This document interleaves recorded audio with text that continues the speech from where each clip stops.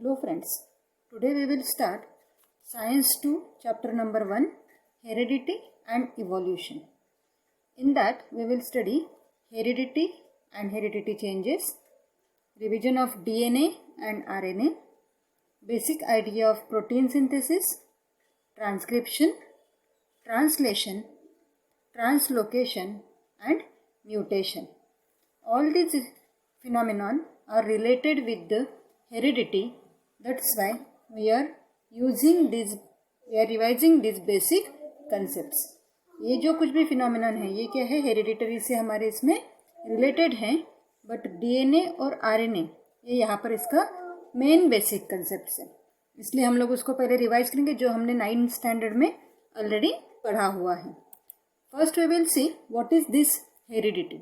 अब ये हेरिडिटी क्या है ये अगर हमें देखना है तो उसमें क्या होता है कि जो कुछ भी हमारे इसमें चेंजेस होते हैं, जो कुछ भी बायोलॉजिकल कैरेक्टर्स होते हैं जो एक जनरेशन से दूसरे जनरेशन में आते हैं, ठीक है. जैसे हमारे पेरेंट्स में कुछ हेरिडिटी, जैसे हमारे आँखें अगर हम लोग देखते हैं तो हमारी आँखें हमारे पेरेंट्स में से आइदर मम्मी और पापा दोनों में से किसी के एक के साथ वो मिलती जुलती रहती हैं. तो उसमें क्या होता है, जो जीन्स रिस्पॉन्सिबल हैं आई कैरेक्टरिस्टिक के लिए वो अगर हमारे पेरेंट्स से फादर से आए हुए हैं तो हमारी आंखें हमारे पापा जैसी दिखती हैं. तो ये जो कुछ भी जीन ट्रांसफ़र होता है from one generation to the next generation, such type of biological characteristic is called heredity. उसको हम लोग क्या कहेंगे, यहाँ पर हेरिडिटी कह सकते हैं. अब ये जो हेरिडिटरी है इसको किसने फाइंड आउट किया है, जॉन ग्रिगोर मेंडल, ठीक है. इसने इसको सबसे पहले बताया हुआ था कि ऐसे कुछ जीन्स होते हैं कि जिसकी वजह से हमारे एक जनरेशन से दूसरे जनरेशन में ऐसे चेंजेस होते जाते हैं, और इसीलिए उसको मॉडर्न जेनेटिक्स का पायोनियर कहा गया है, जॉन ग्रेगर मेंडल. बाकी के जो साइंटिस्ट हैं उन्होंने भी इस पर बहुत ज़्यादा वर्क किया हुआ है, बट ये जो है साइंटिस्ट इसने सबसे पहले ये जो जेनेटिक्स का कंसेप्ट था ये यहाँ पर लाया हुआ है. That's why he was called as a pioneer of modern genetics.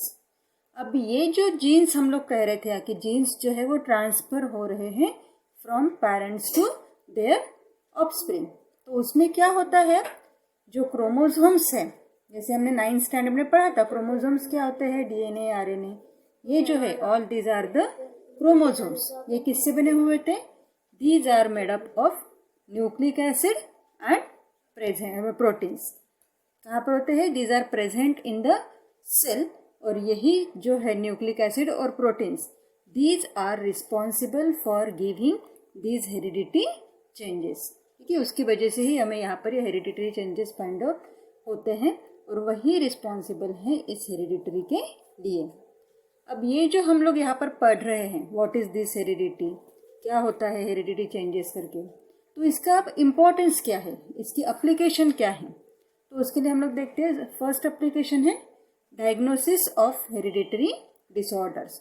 Means कुछ डिसऑर्डर्स ऐसे होते हैं, कुछ डिजीजेस ऐसे होते हैं जो हमारे पेरेंट्स से हमारे इसमें आते हैं. तो ये जो चेंजेस होते हैं these are called as hereditary disorders. तो ये अगर हम लोग देखते हैं तो उसके डायग्नोसिस के लिए हमारे इसमें ये यूजफुल होते हैं. Then treatment of incurable hereditary disorders.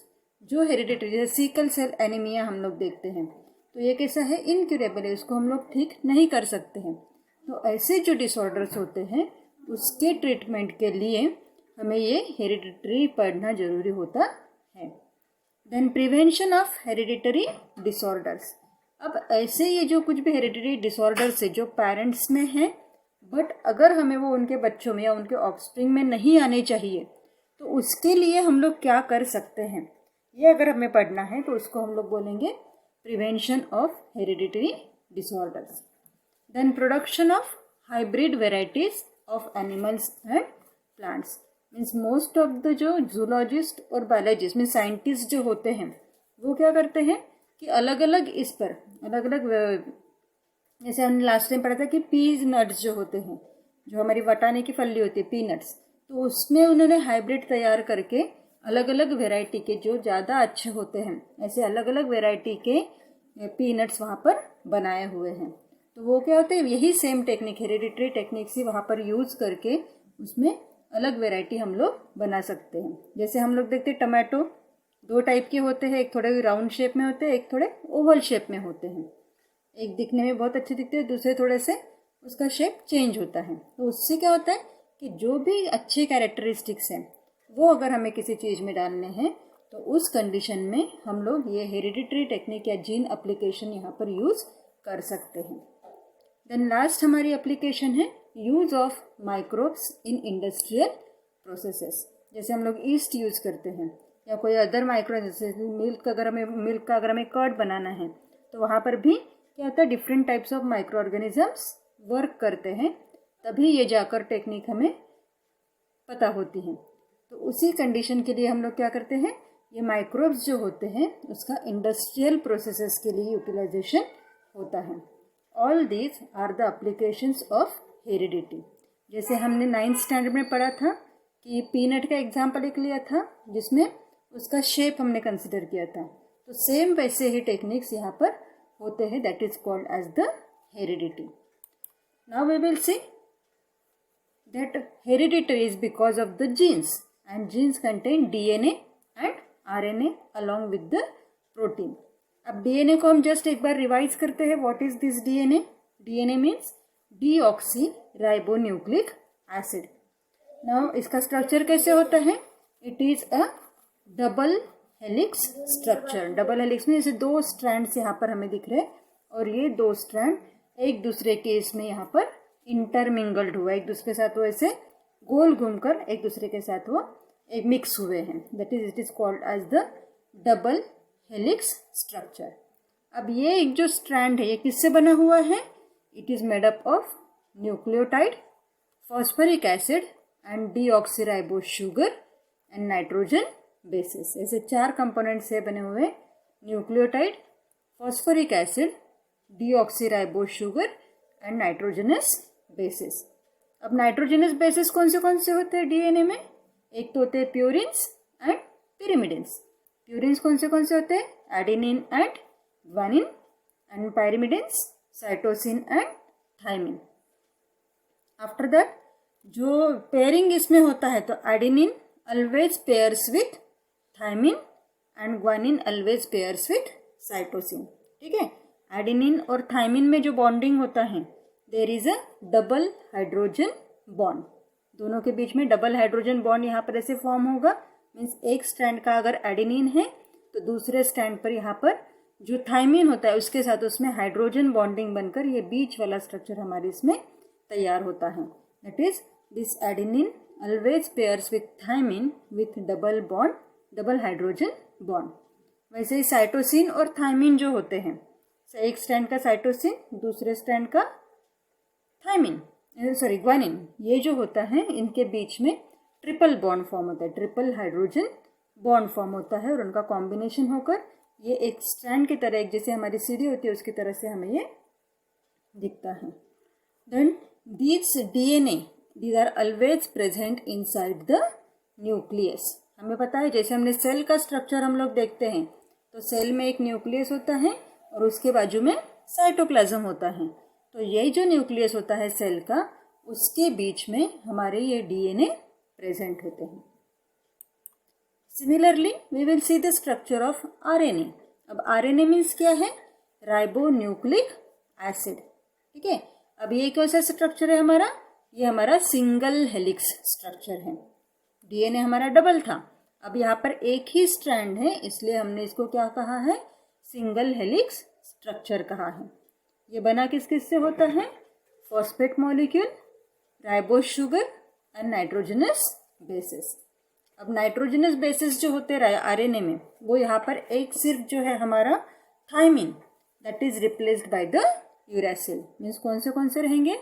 Adenine, guanine, ये 2 गए हमारे प्यूरिन्स के, और पिरिमिडिन्स वाले साइटोसिन एंड यूरासिल। ऐसे 2 यहाँ पर हमारे पिरिमिडिन्स के नाइट्रोजन बेस यहाँ पर प्रेजेंट होते हैं। अब इसमें पेयरिंग कैसे होगा?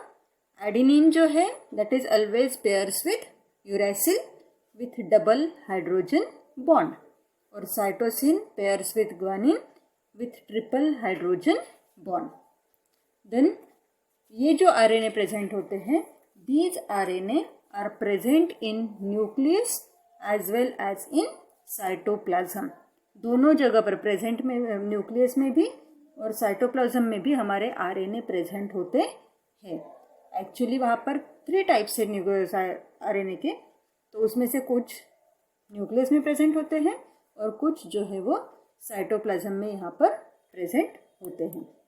अब हम लोग देखेंगे what are the types of RNA. There are total 3 types of RNA. RNA के 3 टाइप्स हैं। फर्स्ट टाइप है उसमें मैसेंजर आरएनए और एमआरएनए। क्या कहते हैं हम लोग इसको? मैसेंजर। मैसेंजर किसको कहते हैं हम लोग? जो मैसेज ट्रांसफर करता है उसको हम लोग कहते हैं मैसेंजर आरएनए। अब यही सेम जो हमारा मैसेंजर आरएनए है, जो एमआरएनए है, तो इस पर क्या होगा? प्रोटीन सिंथेसिस के लिए जो जीन तैयार होता है वो इस पर पूरे बेस जो है हमारे न्यूक्लिक नाइट्रोजनस बेसिस जो है वो यहाँ पर एक सीक्वेंस में लगे हुए हैं, और इसी की वजह से हमारे इसमें नए प्रोटीन्स बन सकते हैं।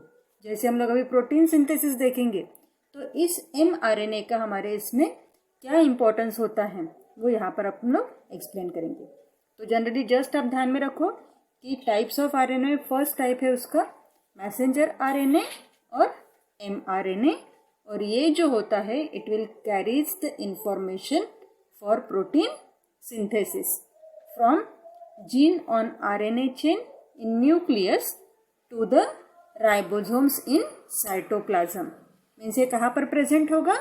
These mRNA are present in the nucleus, और न्यूक्लियस से ये मैसेज ट्रांसफर करेगा साइटोप्लाज्म में जो राइबोसोम है उसके लिए। ठीक है, उसके पास तक वो मैसेज ट्रांसफर करेगा। अब सेकेंड टाइप हमारा है राइबोसोमल आरएनए और आरआरएनए। अब यहाँ पर हम लोगों ने क्या देखा कि जो हमारा एमआरएनए है ये न्यूक्लियस से बाहर आकर ये साइटोप्लाज्म में जाएगा। तो साइटोप्लाज्म में ये जो हमारा राइबोसोम है बड़ा वाला, उसके साथ वो कंबाइन होता है। बट इन दोनों को कंबाइन जो करता है, इन दोनों को कंबाइन कौन करता है? तीसरे टाइप का जो हमारा आरएनए है, ट्रांसफर आरएनए, टीआरएनए, वो जहाँ पर प्रेजेंट होता है साइटोप्लाज्म में, तो ये क्या करेगा? इस एमआरएनए में जो कुछ भी मैसेज है वो उसके साथ कोड करके, क्योंकि जैसे हमने यहाँ पर देखा एमआरएनए में यहाँ पर एक पर्टिकुलर ट्रिपलेट होता है कंसिडर करने के लिए। जो नाइट्रोजन बेसिस है उसका अपोजिट, जैसे एडेनिन है, ये कंबाइन होगा थायमिन के साथ। देन यहाँ पर एडेनिन होगा यूरेसिल के साथ, ग्वानिन है साइटोसिन के साथ, साइटोसिन होगा ग्वानिन के साथ। इस तरीके से ये जो ट्रिपलेट है ये मैच होगा अलॉन्ग विद द टीआरएनए। ये टीआरएनए यहाँ पर दिखाया हुआ है। ये मैच कोड करने के बाद यहाँ से जो प्रोटीन सिंथेसिस होता है उसमें ये राइबोसोम जो होता है that will place important role. ये मैचिंग उसी की वजह से होता है, वो उसी की वजह से यहाँ पर प्रोटीन सिंथेसाइज होता है, और ये सिंथेसाइज प्रोटीन फिर से ट्रांसफ़र होकर हमें हमारे बॉडी में ये आ जाता है। ठीक है, this is about the different types of RNA. Means ये तीनों क्या कर रहे हैं कि जो कुछ भी प्रोटीन सिंथेसिस हमारे, क्योंकि प्रोटीन जो है that is the essential component which will require for our daily mechanism. Body में जो कुछ भी हमें एनर्जी ऑब्टेन होती है उसमें प्रोटीन जो है that will carries an important role. Now अब ये प्रोटीन सिंथेसिस क्या होता है वो अगर हम लोग देखते हैं तो प्रोटीन सिंथेसिस में क्या होगा कि जब कभी भी ये मैसेंजर आरएनए है, एमआरएनए, तो सबसे पहले ये आरएनए पॉलीमरेज नाम के जो एंजाइम्स होते हैं वो एंजाइम न्यूक्लियस में प्रेजेंट होते हैं, और न्यूक्लियस में प्रेजेंट ये आरएनए पॉलीमरेज जो है वो डीएनए का जो डबल हेलिक्स स्ट्रक्चर होता है उसको अनफोल्ड करता है। आपको पता है वो जैसे राउंड राउंड शेप में अनफोल्डेड रहता है, तो उसको अनफोल्ड करके जो दोनों स्ट्रैंड हैं उसको एक कॉर्नर से वो अलग करना स्टार्ट कर देता है। अब जैसे यहाँ पर डीएनए का अनफोल्डिंग हो गया तो उस पर ये एमआरएनए जाकर अपने इंफॉर्मेशन वो कोडिंग जैसे होता है वो कोडिंग यहाँ पर वो मैच करता है और फिर एक नया जो यहाँ पर आरएनए आया हुआ है वो क्या करेगा, मैसेज लेकर वो ट्रांसफ़र होगा। फिर यहाँ पर ट्रांसफ़र आरएनए है साइटोप्लाज्म में, ये इसके साथ ही इसका जैसे आप कोड देख रहे हो, ये जी मैच हुआ है सी के साथ, एडेनिन मैच हुआ है यूरेसिल के साथ, सेम एडेनिन यूरेसिल के साथ, ये कोड यहाँ पर मैच हो गया। देन जो अमीनो एसिड्स है वो यहाँ पर ट्रांसफ़र हो जाएंगे और ऐसे करते करते एक एक प्रोटीन यहाँ पर कलेक्ट हो जाएगा। तो ये जो कुछ भी प्रोसेस है this is called as protein synthesis. और ये जो प्रोटीन सिंथेसिस है this is observed in both eukaryotic and prokaryotes. ठीक है, कहाँ पर दिखेगी हमें ये, यूकैरियोट्स में भी दिखेगी और प्रोकैरियोट्स में भी दिखेगी। और इसी की वजह से हमारे बॉडी में प्रोटीन सप्लाई होते, they will synthesise the new protein. अब यहाँ पर आप लोग देख रहे हो कि ये जो कुछ भी प्रोसेस कैरिड आउट हो रही है ये प्रोसेस कहाँ पर हो रही है, सेंट्रल डोग्मा में। ठीक है, इसको ये पोर्शन जो होता है इसको हमने क्या कहा हुआ है, central dogma. Synthesis of protein bye DNA through the RNA is called central dogma. अब ये जो ट्रिपलेट यहाँ पर आपको दिख रही है, 3 नाइट्रोजन बेसेस का ग्रुप, उसको हम लोग क्या कहते हैं, ट्रिपलेट कोडॉन। ये जो न्यूक्लियोटाइड्स है इसको हम लोग क्या कहेंगे, ट्रिपलेट कोडॉन। और ये जो ट्रिपलेट कोडॉन है ये फाइंड आउट की थी हमारे भारत के साइंटिस्ट थे हरगोविंद सिंह खुराना। तो उन्होंने यहाँ पर सबसे पहले उनके साथ उनके और कलीग्स थे, 3 कलीग्स, उन्होंने मिलकर ये ट्रिपलेट कोडॉन सबसे पहले फाइंड आउट किया था। That's why they are awarded with Nobel prize in 1968। 1968 में उन्हें नोबेल प्राइज भी वहाँ पर मिला था, ये ट्रिपलेट कोडॉन फाइंड आउट करने किया था इसलिए। देन लास्ट है एंटीकोडॉन। अब एंटीकोडॉन क्या होता है, ये जो यहाँ पर हमने कोडॉन देखा है ट्रिपलेट कोडॉन, तो उससे मैच होने वाला जो कुछ भी यहाँ पर नाइट्रोजन बेसेस अटैच होते हैं उसको हम लोग कहेंगे एंटीकोडॉन। तो ये जो यहाँ पर फॉर्म हो रहा है ऐसे basis that is the anticodon. ये जो पूरी टर्मिनोलॉजीज हैं that are useful for the protein synthesis. ये पूरा बेसिक आइडिया था कि एक्चुअली क्या होता है। अब हम लोग देखते हैं transcription.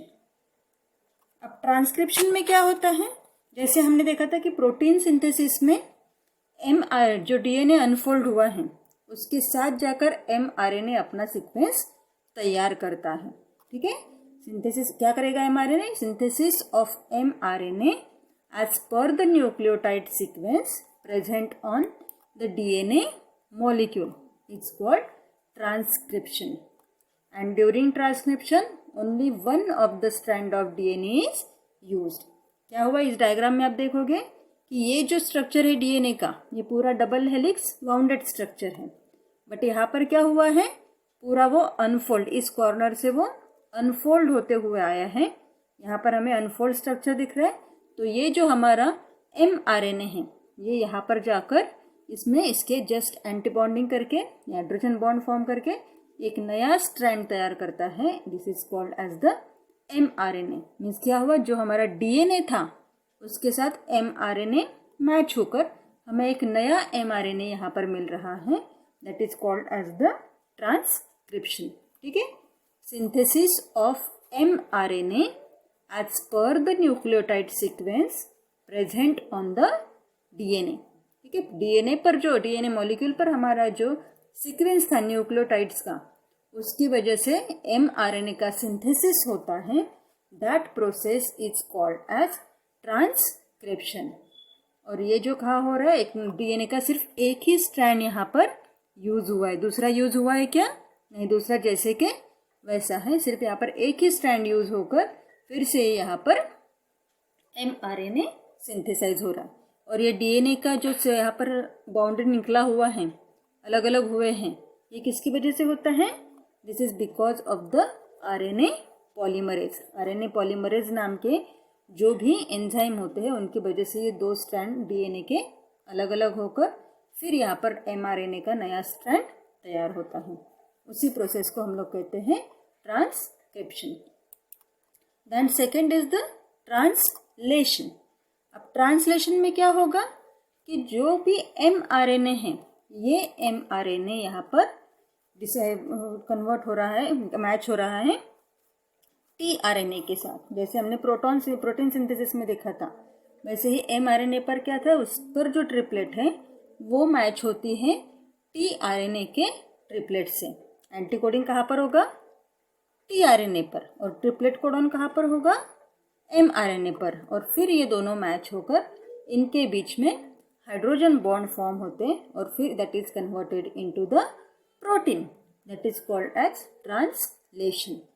Codon on mRNA, the tRNA molecule with complementary anticodon is brought near mRNA. This process is called translation. ठीक है, मीन्स पहले सबसे पहले हमारा DNA था, उसको कन्वर्ट करने की प्रोसेस क्या थी, RNA में कन्वर्ट किया, दैट इज ट्रांसक्रिप्शन। और फिर ट्रांसक्रिप्शन में क्या होता है, जो mRNA फॉर्म हुआ है उसके साथ अटैच होगा tRNA, और फिर वो प्रोटीन सिंथेसाइज करता है। जिस जैसा कोड यहाँ पर mRNA पर है ट्रिपलेट का, उसके एंटीकोडॉन ट्रिपलेट tRNA पर होती है, और दोनों मिलकर फिर यहाँ पर ट्रांसलेशन प्रोसेस कैरिड आउट करके प्रोटीन सिंथेसिस कैरिड आउट होता है। Then third process is translocation. अब ट्रांसलोकेशन क्या होगा, अब ट्रांसलोकेशन में ये जो पूरा हमारा mRNA था वो आ गया है राइबोसोम में, उसके साथ tRNA है यहाँ पर एंटीकोडॉन फॉर्म कर दिया। अब जो ribosome keeps on moving from one end of the mRNA to the other end by the distance of one triplet codon.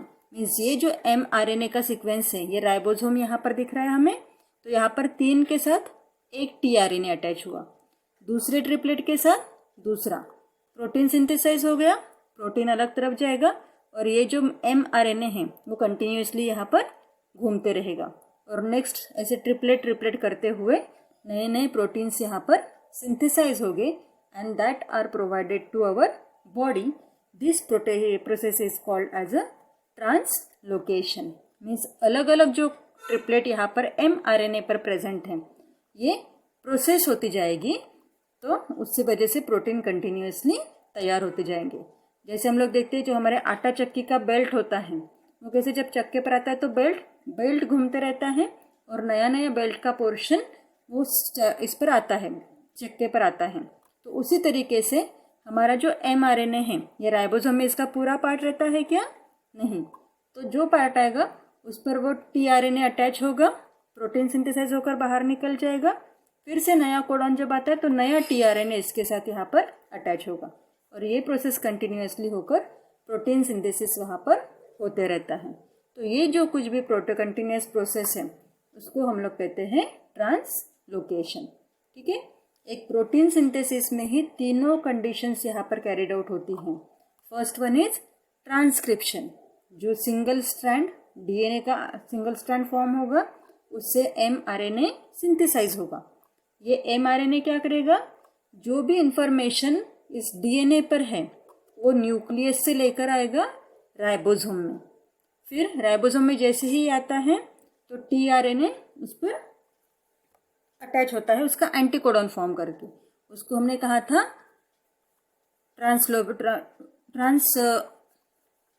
Translation. और फिर नया mRNA का ट्रिपलेट फिर से tRNA के एंटीकोडॉन के साथ मैच होता है, that is called as translocation. Now next we will see that is the mutation. अब म्यूटेशन मीन्स क्या होता है वो हमें देखना है। जैसे हमने हेरिडिटरी में देखा था कि जो कुछ भी जीन्स होते हैं पेरेंट्स में, these genes are transferred to their offspring, या उसके नेक्स्ट जनरेशन में हमें वो वहाँ पर दिखते हैं। तो वही सेम प्रोसेस में अगर कहीं पर जो ट्रिपलेट कोडॉन है वो अगर चेंज हो जाता है, in that case that characteristics will gets change, और उसी को हम लोग बोलते हैं mutation.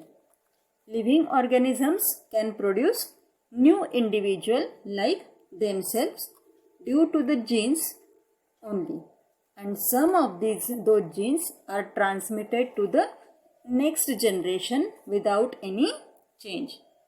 Due to this some of the characteristics of parents are transmitted to the next generation without any change. जैसे कि वैसे वो पेरेंट्स से ऑफस्प्रिंग में आ जाते हैं, तो उसको हम लोग कहते हैं जैसे this is a natural phenomena कि पेरेंट्स से डायरेक्टली ऑफस्प्रिंग में आ रहे हैं। बट सपोज यहाँ पर हम लोग देख रहे हैं इस डायग्राम में कि यहाँ पर ये पूरा सीक्वेंस एक जैसे कि वैसा है, ठीक है, ये हो गया हमारा ओरिजिनल सीक्वेंस। अब यही सेम सीक्वेंस ऑफस्प्रिंग में भी आना चाहिए था, but because of some reason if the one of the nucleotide will gets change, जैसे यहाँ पर आप देखोगे यहाँ सी तक तो पूरा ठीक है, TAAC ये पूरे सेम यहाँ पर आए हुए हैं, बट इंस्टेड ऑफ T यहाँ पर क्या हुआ है, C आया हुआ है, means change, there is something change. तो ये जो कुछ भी चेंज हो रहा है such type of changes is called a mutation. यहाँ पर आप देखोगे कि सिंपल बॉन्डिंग जो हो रहा है वो सेम है, ये ओरिजिनल वाला हमें दिख रहा है कि जैसे करेक्ट वैसे कॉपी बराबर हुआ है, बट यहाँ पर ऐसे होता है क्या म्यूटेटेड कॉपी में? नहीं, यहाँ पर एक जो हमारा ट्रिपलेट है वो चेंज हो जाता है। Such type of changes is called mutation. Sometime sudden changes occur in those genes, any nucleotide of that gene changes its position that causes a minor change in gene is called the mutation। उसको हम लोग क्या कहेंगे यहाँ पर? Mutation कहेंगे। और ये जो म्यूटेशन यहाँ पर हुआ है that sometime will it carries a positive change but most of the time it will carries a bad effects और it will gives us a negative change। जैसे आप एग्जाम्पल आपने सुना होगा सिकल सेल एनीमिया, ये एक नाम का डिजीज़ है। तो ये जो डिजीज़ है that disease is cause due to the mutation, ठीक है, जो म्यूटेशन यहाँ पर हो रहा है उसकी वजह से हमें ये डिजीज़ यहाँ पर दिखता है। और जैसे एनीमिया में आप देखते हो कि चक्कर आना होता है, जो वीकनेस आपको फील होता है वैसे ही वीकनेस, और यहाँ पर जो नॉर्मल प्रोटीन सिंथेसिस होना चाहिए that will not carried out in this sickle cell anaemia, okay, and this causes because of this mutation. यहाँ पर कुछ ना कुछ न्यूक्लियोटाइड का सीक्वेंस चेंज हो जाता है और उसी की वजह से ऐसे कुछ डिसऑर्डर्स, फिर एक बार अगर ये किसी को हो गया तो उसका जो नेक्स्ट जनरेशन होगा उसमें भी यहाँ पर ये सिकल सेल एनीमिया होने के पॉसिबिलिटीज़ ज़्यादा होती हैं। बट अगर हमें पता चले कि ऐसे कुछ है तो आजकल इतना ज़्यादा डेवलप हो गया बायोटेक्नोलॉजी कि उसको वो जीन्स हम लोग चेंज करके उसमें हम लोग वो नेक्स्ट जनरेशन में सिकल सेल एनीमिया ना हो इसके लिए प्रिकॉशंस ले सकते हैं। That is our advance genetics. तो उसकी वजह से ये आप इसको अवॉइड कर सकते हैं। This is about the mutation. अब यहाँ पर आपको कुछ क्वेश्चंस दिए हुए हैं। तो फर्स्ट आप देखते हैं what is the function of the appendix of our digestive system. Appendix आपने देखा होगा, ये क्या होता है? ये अपेंडिक्स आपके लिए कुछ इंपॉर्टेंट होता है क्या? नहीं, आपने सुना होगा किसी ने अपेंडिक्स का ऑपरेशन किसी का हुआ है। तो जनरली हमारे पेट में राइट हैंड साइड में ऐसे अगर एक्सेसिव ग्रोथ होती है तो एक अपेंडिक्स मीन्स से पेट दर्द होगा, मीन्स अनबियरेबल पेट दर्द वहाँ पर होता है। और ये जो अपेंडिक्स है इसकी ग्रोथ अगर होती जाए और अगर ये बर्स्ट हो जाता है it will causes a poisonous substances in our body, हमारे बॉडी में पूरा पॉइजन होकर डेथ भी उससे हो सकती है। तो ये जो अपेंडिक्स है इसका हमारे बॉडी में कुछ भी फंक्शन नहीं होता है, that is a wastage material of our body. और इसीलिए जब कभी भी ऐसी तकलीफ होती है तो ये अपेंडिक्स रिमूव कर सकते हैं हम लोग, उसको निकाल सकते हैं ऑपरेट करके। तो इसलिए यहाँ पर ये डाइजेस्टिव सिस्टम में हमारे अपेंडिक्स का कोई भी फंक्शन नहीं होता है। Then our next question is are your wisdom teeth really useful for chewing the food. अब विजडम टीथ मीन्स कौन से होते हैं? जो हमारे मुंह में सबसे लास्ट में होते हैं, ठीक है, तो उसको हम लोग बोलते हैं विजडम टीथ। जैसे अक्कलदाढ़ भी आप बोलते हैं, उसका भी कुछ इंपॉर्टेंस होता है कि च्यूइंग के लिए, चबाने के लिए? नहीं, वो भी हमारे इसमें यूजफुल नहीं होता है। Then why did the huge animals like dinosaur become extinct. पहले डायनासोर दिखते थे, आपने भी किसी मूवी में देखा होगा या कहीं पिक्चर में आपने देखा होगा कि डायनासोर पहले थे, अब दिखते हैं क्या? नहीं, अब वो नहीं दिखते। तो अब ऐसे क्यों वो नहीं दिखते हैं? क्योंकि ऐसे कहा जाता है कि पहले डायनासोर्स इस अर्थ पर थे, बट पहले जैसे हमारी पृथ्वी जो थी वो ज़्यादा उसमें आइस था और जो अर्थ सरफेस है वो कम था। तो उस समय because of the scarcity means उनको फूड नहीं मिलता था, उनको पानी नहीं मिलता था, इसलिए डायनासोर्स जो है वो कम होते होते पूरे जो यहाँ हमारे अर्थ पर से निकल गए, वो दिखना बाद में बंद हो गया। ये एक रीज़न है। और सेकेंड रीज़न कहा है कि जैसे मेंटोर होता है, वो मेंटोर एक बार अर्थ के साथ यहाँ पर क्रश हुआ था और because of that all the living beings और biodiversity present on the earth will gets extend. जो भी लिविंग ऑर्गेनिजम्स थे, एनिमल्स थे, प्लांट्स थे, ऐसे most of the plants and animals will get exhausted because of this mentor. उसकी वजह से भी यहाँ पर मोस्ट ऑफ द डायनासोर्स जो थे वो हमें ना दिखाई दे ऐसे होते थे। देन नेक्स्ट है हमारा why are many species of animals and birds getting extinct. क्या होता है, कुछ पहले कुछ टाइप के फिशेज हमें दिखते थे या कुछ टाइप के बर्ड्स हमें दिखते थे, बट अब वो नहीं दिखते हैं, उनका विनाश हो गया है। क्यों ऐसे हुआ है कि जैसे जैसे कुछ चेंजेस होते हैं तो उसके बिकॉज उसी चेंजेस के, उसके जीन्स की चेंजेस की वजह से कुछ नया फॉर्म होता है, वो नया बनकर फिर से और ऐसे ही आते जाता है। तो बिकॉज ये क्या हो रहा है, इसमें जो भी चेंजेस हो रहे हैं उसकी वजह से जो पुराने वाले स्पीसीज थे, पुराने वाले बर्ड्स थे, पुराने वाले एनिमल्स थे, वो भी यहाँ पर पूरे विनाश हो गए उनका, वो अब हमें दिखते नहीं हैं। That's why this hereditary is responsible for all this characteristics.